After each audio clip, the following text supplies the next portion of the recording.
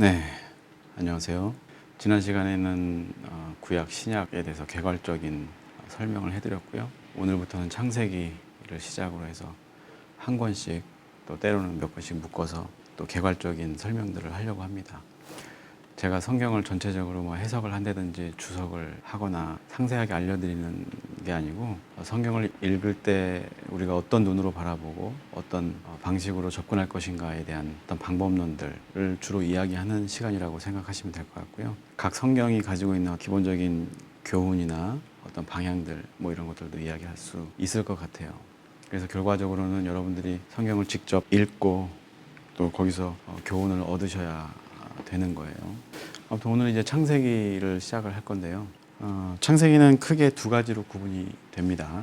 1장부터 11장까지는 원 역사라고 해요. 인류의 기원을 얘기하는 거예요. 그래서 창조 이야기부터 인간이 타락하는 것까지 이야기가 되고 12장부터 50장까지는 족장에 대한 역사 이야기죠. 여러분들 잘 아시는 아브라함, 이삭, 야곱, 요셉으로 이어지는 족장의 역사를 나타내고 있어요.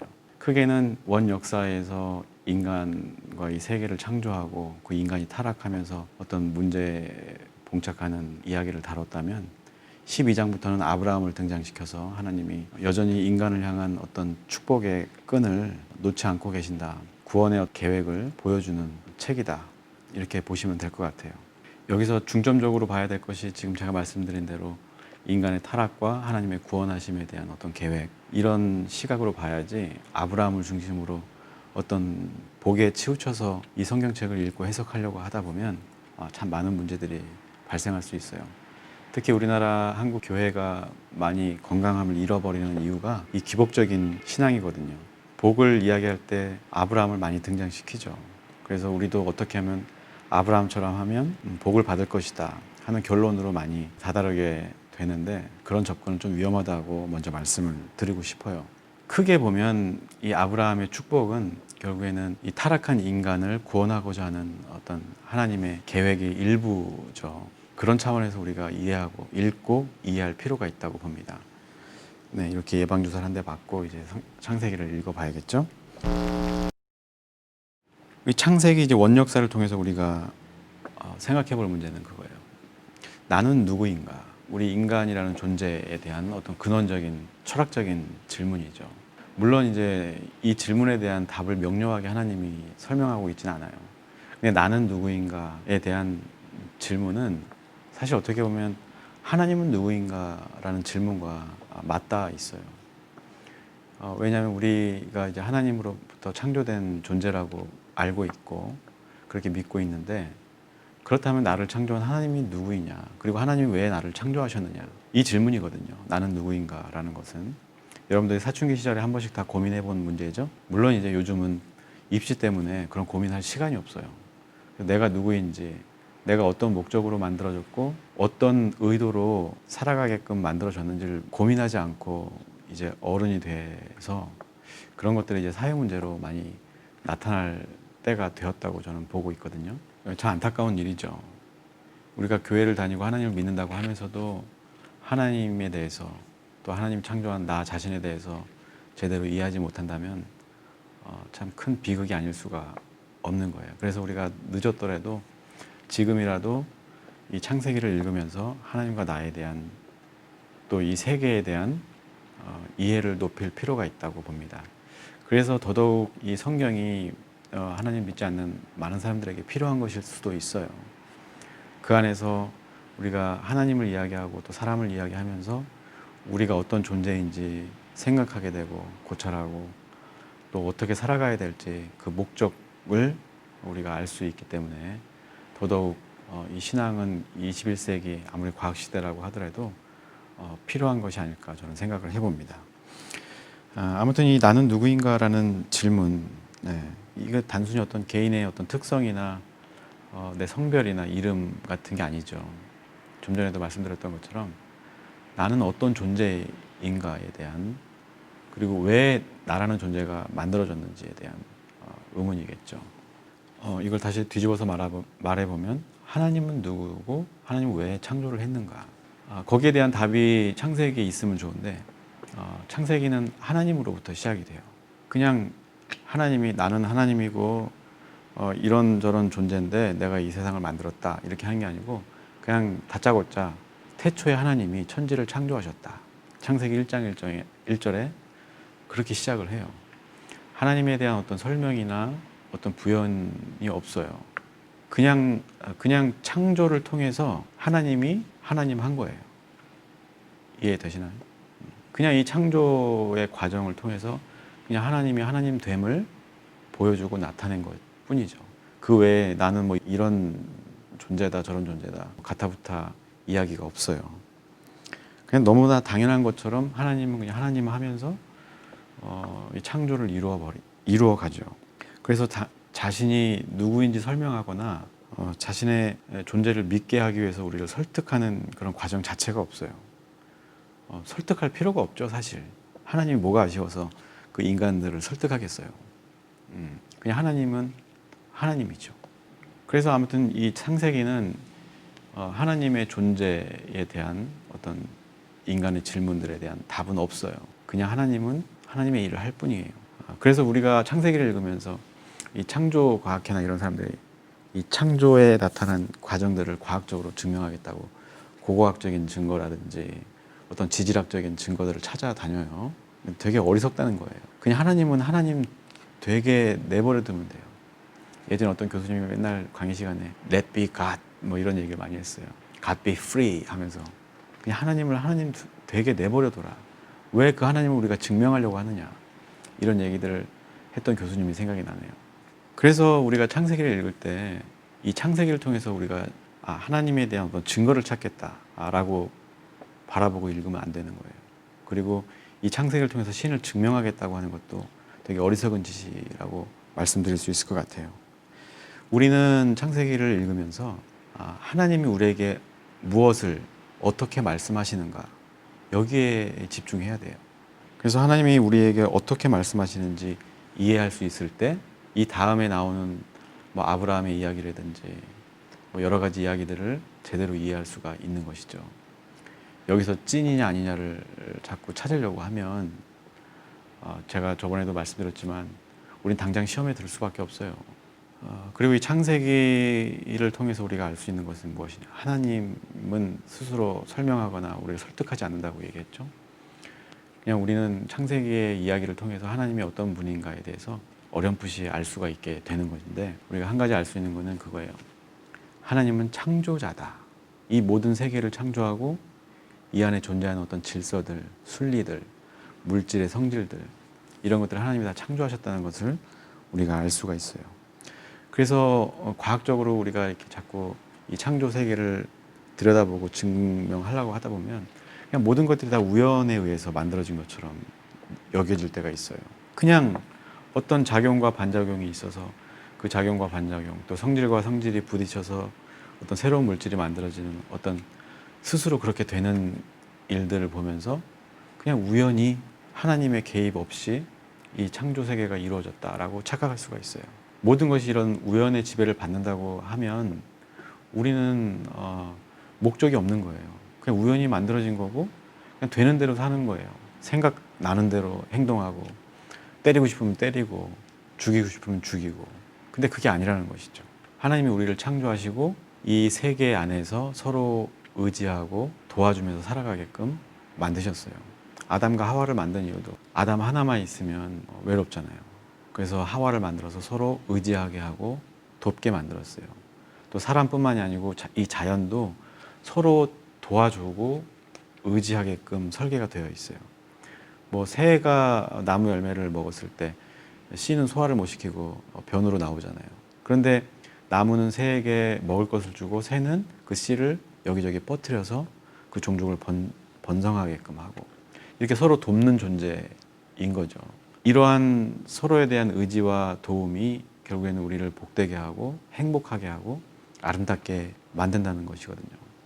그게 하나님이 우리를 창조하신 목적이고 이유인데 그 목적과 이유를 잃어버렸을 때 그리고 우리가 우연에 의해서 창조된 우연히 콕 찍어진 점처럼 우리를 생각할 때 우리는 그런 하나님의 목적을 잃어버리고 되는 대로 내가 하고 싶은 대로 살면서 결국에는 그런 이해관계가 충돌하면서 서로 전쟁하고 싸우고 등지고 이렇게 살아갈 수밖에 없는 거예요. 그 안에서 약자들은 고통을 당하고 절망에 빠질 수밖에 없는 것이죠. 우리는 하나님을 창조주라고 고백을 해요. 그래서 하나님을 창조주라고 고백하는 것은 우연히 만들어지고 우연히 그어진 선이 아니라 하나님에 의해서 하나님의 목적대로 우리가 만들어졌고 그 목적과 순리대로 하나님이 만드신 질서대로 살아갈 때 이 세상이 아름답게 유지될 수 있다는 것을 고백하는 거예요. 이 땅이 우리가 우연히 창조된, 우연히 만들어진 어떤 진화된 결과물이 아니라는 것을 이해할 필요가 있어요.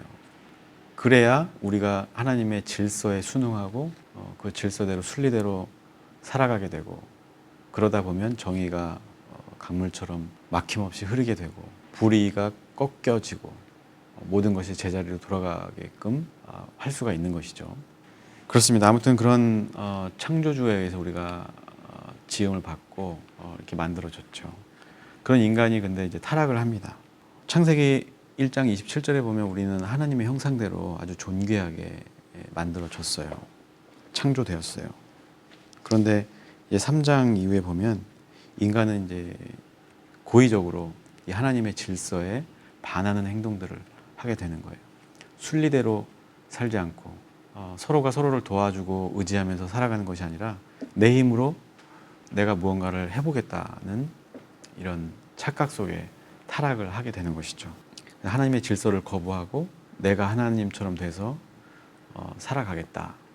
그게 바로 선악과 이야기죠.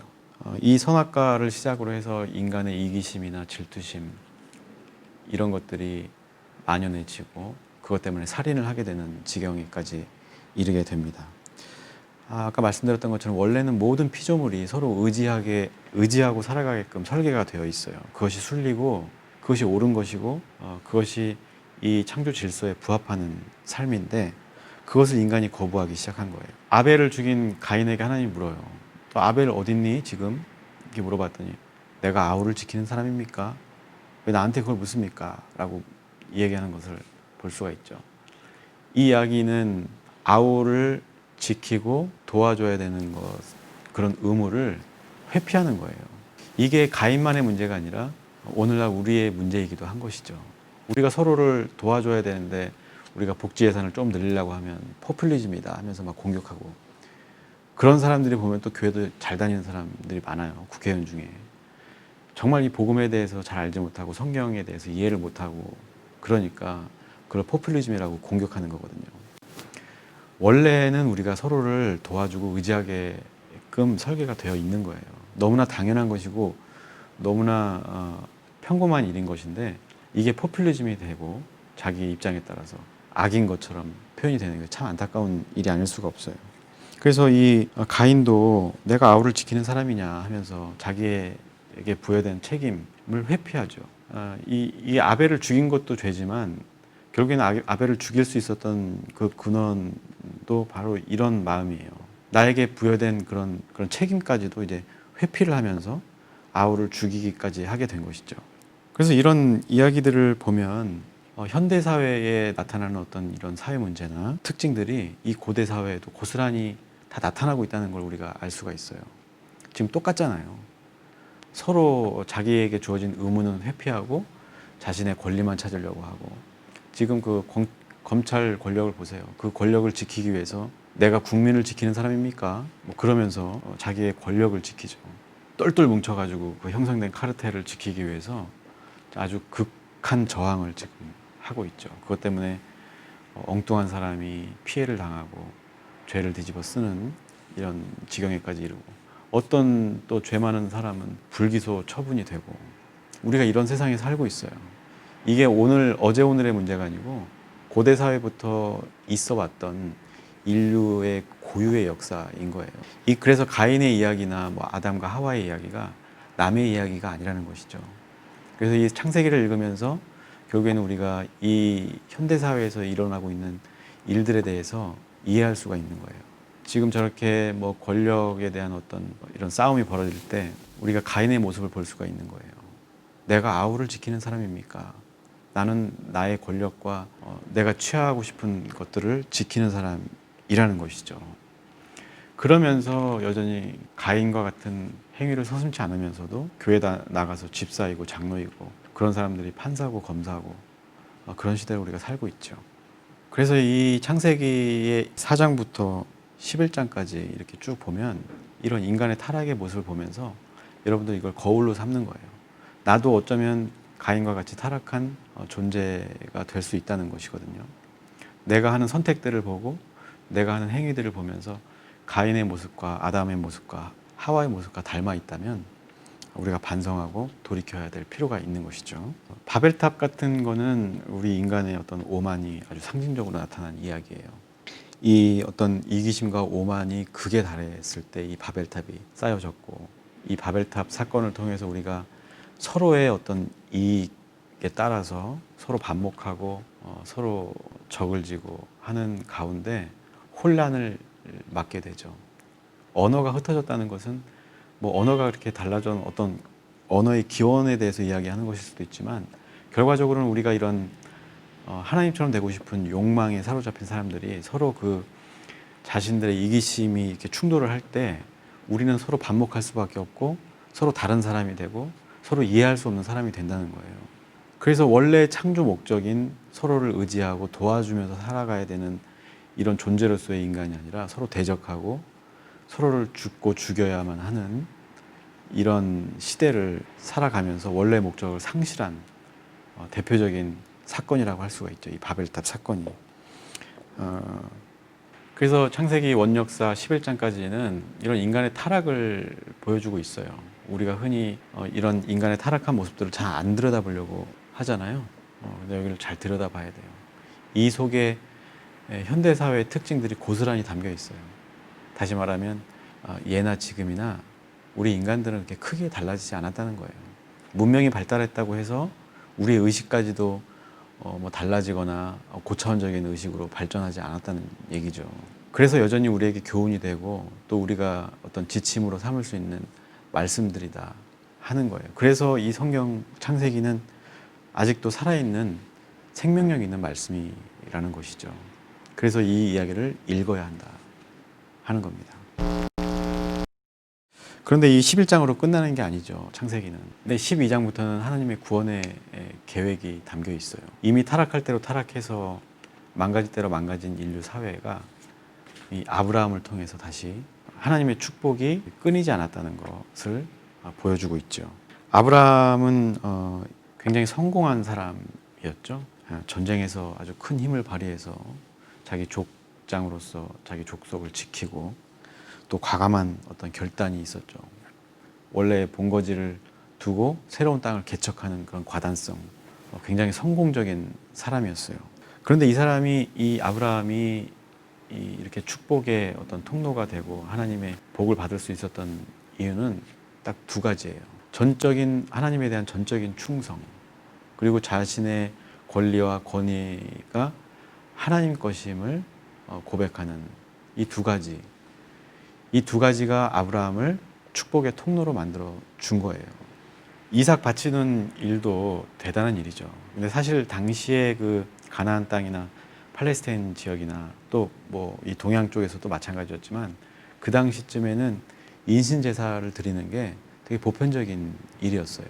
그래서 어느 지역에서는 해마다 인신 제사를 드리기도 하고, 여러분들 심청 이야기 아시죠? 신봉사 이야기. 그것도 인신 제사가 나오잖아요. 그게 이 한반도 땅에서도 굉장히 많이 있었던 일이에요. 보편적인 일이었고 당연한 어떤 문화였기도 했죠. 그래서 아브라함도 그런 문화에 따라서 인신 제사를 드린 거예요. 그리고 자기가 가진 최고의 어떤 가치 있는 것으로 이삭, 그 늦음하게 하나님의 약속으로 얻은 그 귀한 아들을 하나님께 드림으로써 내 모든 것은, 내 모든 소유는 하나님의 것이라는 고백을 드리는 거예요. 그 믿음을 보시고 하나님이 최종적으로 아들을 죽이는 것을 만류하면서 축복을 부어주시죠. 그 이후에는 이제 이스라엘 역사 속에서 인신제사가 없어요. 이것을 미뤄 봤을 때 하나님은 인신제사를 좋아하는 것 같지는 않아요. 생각해 보세요. 이삭도 하나님이 창조한 하나님의 자식인데 그 자식을 바쳐서 그걸 받으면 하나님이 뭐가 좋겠어요. 말하자면 그런 미신적인 일들을 하나님은 거부하신 것이죠. 제가 딸이 하나 있는데 딸이 나중에 커서 아기를 낳아가지고 딸이 아빠에 대한 사랑을 확인시켜주겠다고 손자, 손녀를 잡아서 나에게 바친다. 말도 안 되는 얘기잖아요. 하나님이 원래 그 인간을 창조하시는 그 목적이 아름답게 어우러져 살아가는 것이거든요. 서로 도우면서 의지하면서. 그런데 그 의지해야 되고 보호해야 될 대상을 죽여서 하나님께 바친다는 것 자체가 어불성설이거든요. 그래서 이제 이런 이삭의 사건을 통해서 하나님은 그 인신제사를 말하자면 끝장을 내신 것이죠. 그래서 이스라엘 역사에서는 그런 인신제사가 이제 안 나오는 것을 볼 수가 있는 거예요. 뭐 얘기가 좀 약간 돌아갔지만 아무튼 이 아브라함 이야기를 통해서 우리가 알 수 있는 거는 하나님에 대한 전적인 충성, 그리고 내가 가진 권위와 권리, 재산, 모든 것은 하나님 것이라는 그런 고백, 이것이 아브라함을 축복의 길로 인도한 것이죠. 그래서 사실 이러한 개념은 나중에 이제 후대의 희년 정신으로 나타나요. 그건 나중에 이제 제가 때가 되면 말씀을 한번 드리고요. 우리가 그래요. 우리가 높아지려고 하는 만큼 높아지는 게 아니라 오히려 낮아질 수가 있잖아요. 뭐 살려고 하면 죽고 죽고자 하면 산다. 우리 이순신 장군도 그런 말씀을 하셨지만 우리가 우리의 권리나 모든 것들을 하나님께 위임한다고 해서 우리의 것을 잃어버리거나 놓치는 게 아니라는 거죠. 오히려 그런 사람들은 하나님께서 더 큰 복으로 보답을 해주신다는 거예요. 여러분들 복 많이 받고 싶고 부자 되고 싶으면 다 바치도록. 그래서 이제 아브라함 이야기가 끝나면 이삭 이야기가 나와야 되는데 이삭 이야기는 성경에 이렇게 많이 나와 있질 않아요. 그냥 되게 무난한 성격이었던 것 같아요. 별로 뭔가를 대단한 일을 하지도 않고 그랬던 것 같아요. 그러니까 이야기가 없겠죠. 그러다가 이제 야곱 이야기가 나옵니다. 야곱은 이삭의 아들이고 형 에서와 쌍둥이 동생이었어요. 원래는 이 당시에 모든 아버지의 권리, 재산은 다 장자에게 돌아갔었는데 이상하게도 장자가 아닌 동생에게, 야곱에게 이 권리가 넘어가죠. 말하자면 아브라함의 축복이 이삭을 통해서 야곱에게 가게 되는 겁니다. 야곱은 욕심이 많았던 것 같아요. 그 축복이 좋은 건 줄 알았는가 보죠. 네. 아무튼 그 복을 독차지하기 위해서 사기를 치고 형을 속이고 아버지를 속여가지고, 근데 나중에 아버지도 야곱이 거짓말한 걸 알았지만 낙장불입이라고, 뭐 이미 벌어진 일을 어떻게 하겠냐 해서 야곱이 축복을 독차지하긴 했는데 형의 미움을 사니까 이제 생명의 위협을 느끼고 삼촌네 집으로 가서 이제 사는데, 거기서도 이제 또 사기를 당하죠. 삼촌에게 사기를 당하고 그렇게 20년간 거기서 뼈 빠지게 일을 하고 결국에는 이제 돌아가야 되는데 돌아갈 땅이 없는 거예요. 왜냐하면 고향은 있긴 하지만 가면 에서 형한테 죽을 것 같거든요. 에서도 보니까 이미 막강한 어떤 부를 이룩하고 부하들도 막 많이 만들어가지고 어설프게 돌아갔다가는 난리 날 것 같은 거야. 그러니까 돌아가는 길에 엄청난 재물을 막 바치기도 하고 형한테, 형의 환심을 사기 위해서. 얼마나 비루하고 불쌍해요. 그런 걸 보면서 이게 축복이 좋은 건가라는 생각을 하게 됐어요. 저도 야곱의 이야기를 보면서 과연 축복이라는 게 뭔가 우리가 한번 다시 생각해보는 계기가 됐으면 좋겠어요. 이 축복을 받긴 받았는데 수십 년 동안 형과 등을 지고 그리운 고향에도 가지 못하고, 또 아무리 친구가 좋다고 해도 동기 간의 어떤 정이라는 거 무시 못 하잖아요. 저도 이제 아버지를 이제 9월에 하늘로 보내드렸는데 그렇게 별로 안 친하게 지냈던 누나들이 그렇게 큰 힘이 되더라고요. 야곱도 얼마나 외롭고 힘들었겠어요. 형하고 좀 잘 지내고 싶은데 형이 여전히 나를 미워하고 있으니 얼마나 답답하고 괴로웠겠어요. 그런 걸 보면서 축복을 받았다는 것이 우리가 생각하는 그런 축복하고는 좀 거리가 있구나, 이걸 알 수가 있죠. 결국에는 어쨌건 뭐 천사와 겨루어 이겨가지고 결국에는 이제 형과 화해를 하고 고향에 돌아가서 살지만 이 축복에 대해서 많이 생각하게 해주는 이야기입니다. 그래서 야곱을 읽을 때 뭐 야곱처럼 하면 축복받는다, 그거 절대 그러면 안 돼요. 사기를 쳐가지고 어떻게든 그 축복을 내가 받아야 된다, 이렇게 접근하시면 안 되고, 축복이라는 것은 원래 하나님이 목적한 바를 이해하고 그 목적대로 살아가게 되는 게 축복이 아닌가 저는 생각을 해요. 이 야곱 이야기를 읽으면서도 돈이야 있다가도 없고 없다가도 있을 수 있죠. 또 사정은 좋아졌다가 나빠졌다가 할 수도 있고, 또 사람 사이의 어떤 관계는 좋아지기도 하고 나빠지기도 하는데, 결국에는 형과 화해하고 서로 의지하면서 살게 됐잖아요. 원래 하나님이 목적했던 것을 이루어가며 사는 것이 가장 큰 축복이다 하는 것이죠. 그렇게 살다 보면 뭐 물질적인 축복이든 명예든 어떤 권력이든 우리가 얻을 수 있는 것이죠.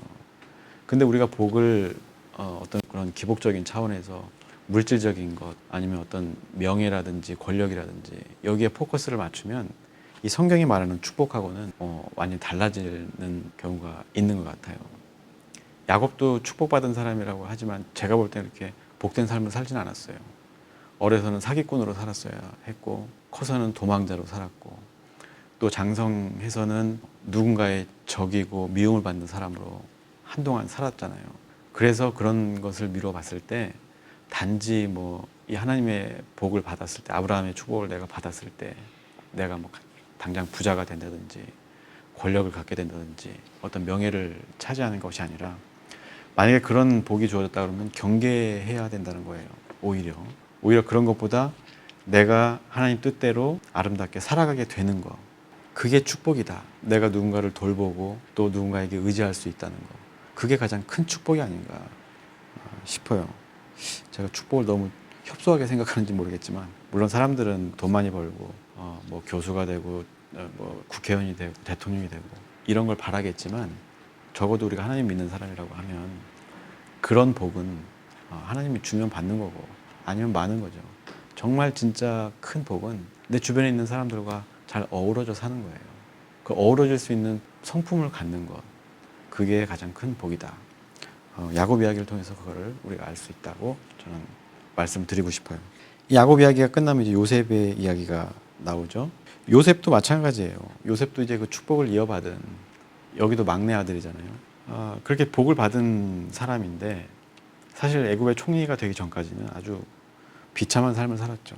형들에게 미움받고 맨날 매 맞고 도망다니고 굴에도 저기 땅에 묻힐 뻔하기도 하고 뭐 사자였나요? 호랑이한테 잡아먹힐 뻔도 하고 노예로 팔려가기도 하고 노예로 팔려가서는 좀 잘 사는가 싶었더니 또 오해를 받아서 감옥에 가게 되고 복을 받은 사람이 왜 이렇게 이런 고난과 연단을 받아야 되느냐. 네. 우리가 이 창세기의 족장의 역사를 보면서 우리가 생각하는 복과 하나님이 내리신 복에는 엄연한 어떤 차이가 있구나. 이걸 우리가 알 수가 있어요. 그래서 우리가 교회를 다니면서 어떤 기복적인 신앙을 가지고 하나님을 믿고 그런 복을 추구한다고 하면 이 이야기를 읽으면서 우리가 다시 한번 생각해 봐야 돼요.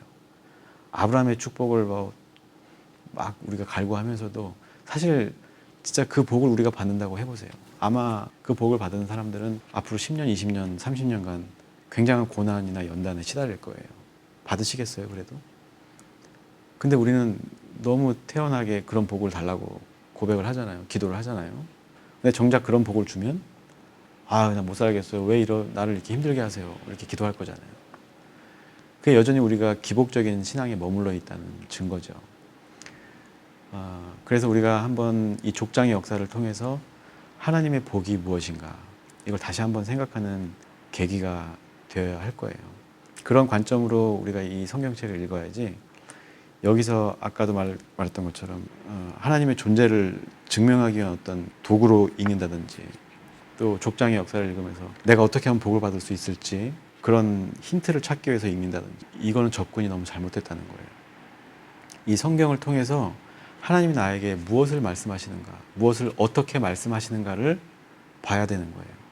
그게 우리가 하나님을 믿는 사람으로서 성경을 대하는 태도이지 이 성경을 읽으면서 내가 얻을 것이 무엇인가를 찾는다고 하면 그건 잘못된 접근이다.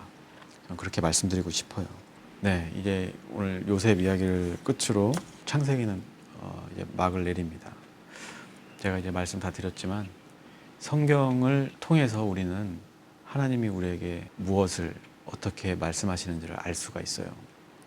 우리가 성경을 이용해서 내가 어떤 복을 받겠다든지 아니면 하나님을 증명하겠다든지 하나님을 믿기 위해서 어떤 증거들을 찾는다든지 이런 접근은 우리가 지양하고 하나님이 우리에게 무엇을 어떻게 말씀하시는가에 대해서 초점을 가지고 성경을 읽다 보면 우리는 어느새 아브라함의 축복을 이어받는 복된 존재가 될 거예요.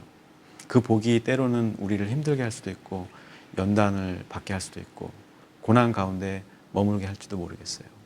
그러나 그 복이 세상의 어떤 복보다 더 귀한 복이라는 것을 여러분들 이해하시고 또 하나님의 복을 받은 사람으로서 끈기 있게 기다리고 인내하면서 살아가다 보면 여러분들로 인해서 이 땅은 더 평화로운 하나님 나라가 될 거예요.